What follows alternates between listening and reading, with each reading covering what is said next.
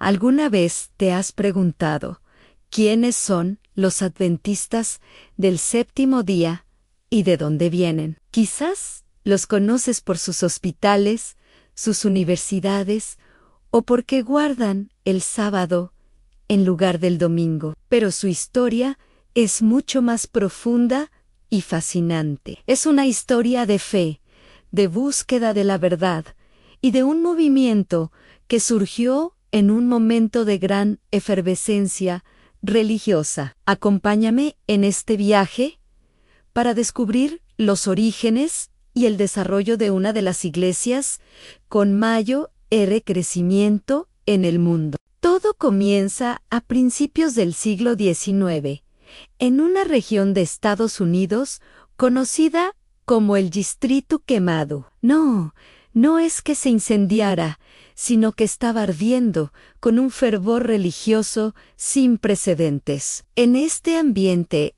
de avivamiento espiritual, surgió un hombre llamado William Miller, un granjero bautista y un estudioso autodidacta de la Biblia. Miller se obsesionó con las profecías, especialmente con un pasaje del libro de Daniel que dice: hasta 2300 tardes y mañanas.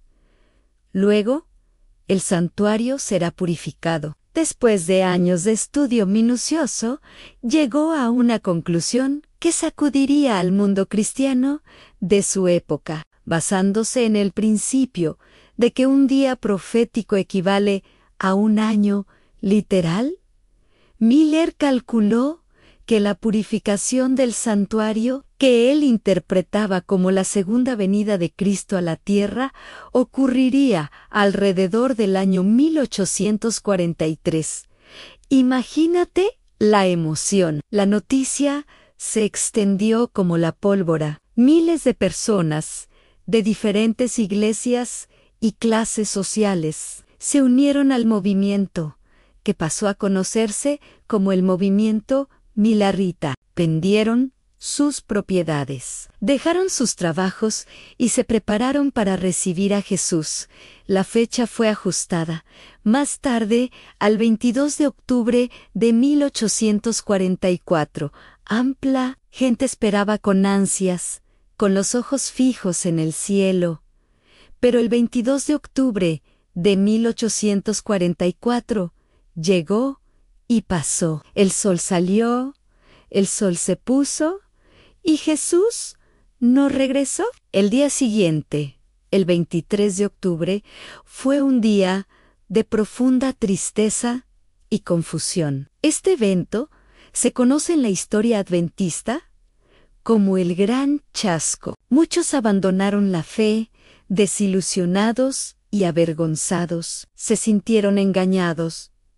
Parecía el fin del movimiento. Sin embargo, para un pequeño grupo de creyentes, el chasco no fue el final, sino un nuevo comienzo. No creían que Dios los hubiera abandonado. Se preguntaron, ¿nos equivocamos en la fecha o en la interpretación del evento? Volvieron a las Escrituras con más fervor que nunca, buscando respuestas. Fue entonces cuando surgieron nuevas comprensiones. Un hombre llamado Hiram Edson, mientras caminaba por un campo de maíz, la mañana, después del chasco, tuvo una revelación. Comprendió que el santuario que Daniel profetizó no era la tierra, sino el santuario celestial. La profecía no se había equivocado en la fecha, se habían equivocado en el evento. El 22 de octubre de 1844, Cristo no vino a la tierra, sino que comenzó una nueva fase de su ministerio en el santuario celestial. Un juicio investigador antes de su regreso. Esta nueva luz revitalizó a los creyentes. Otro grupo, liderado por Joseph Bates, un capitán de barco retirado, redescubrió la importancia del séptimo día, el sábado, como el verdadero día de reposo bíblico. Al estudiar la Biblia, encontraron que el mandamiento de guardar el sábado nunca había sido abolido. Unieron esta verdad con la doctrina del santuario, y en este crucial periodo emerge una de las figuras más influyentes del adventismo, Anne Ellen D. White, una mujer joven que, a raíz del gran chasco, comenzó a tener visiones y sueños proféticos. Sus visiones confirmaron y ampliaron las verdades bíblicas que el grupo estaba descubriendo, como el santuario celestial y la santidad del sábado. Sus escritos, que abarcan más de 100,000 páginas, se convirtieron en una fuente de guía e inspiración para el naciente movimiento, y hasta hoy son muy valorados por los adventistas. Estos 3 pilares a la doctrina del santuario celestial, la observancia del sábado y el don profético manifestado en Ellen White, se convirtieron en el fundamento de la futura iglesia adventista, pero aún no eran una iglesia organizada. Eran pequeños grupos dispersos, unidos por estas creencias comunes. Se llamaban a sí mismos adventistas sabatistas, adventistas porque esperaban el advenimiento o segunda venida de Cristo, y sabatistas por guardar el sábado. Con el tiempo, se dieron cuenta de la necesidad de organizarse para poder administrar propiedades, enviar misioneros y publicar sus materiales de manera más efectiva. Hubo mucho debate, porque temían crear una estructura rígida como las iglesias de las que habían salido. Pero finalmente, en 1860, en Battle Creek, Michigan, eligieron un nombre oficial a Adventistas del Séptimo Día NE, y en 1863 se organizaron formalmente como una denominación, con John Byington como su primer presidente. Desde el principio, los adventistas tuvieron una visión global, pero también se preocuparon por el bienestar integral de las personas. Guiados por los escritos de Ellen White, adoptaron un mensaje de salud que hoy es una de sus señas de identidad. Promovieron una dieta vegetariana, la abstinencia del alcohol y el tabaco, y la importancia del ejercicio y el descanso. Este enfoque en la salud llevó a la creación de instituciones médicas. En 1866 abrieron el Instituto Occidental de Reforma Pro-Salat en Battle Creek, que más tarde, bajo la dirección del Dr. John Harvey Kellogg, se convirtió en el famoso sanatorio de Battle Creek.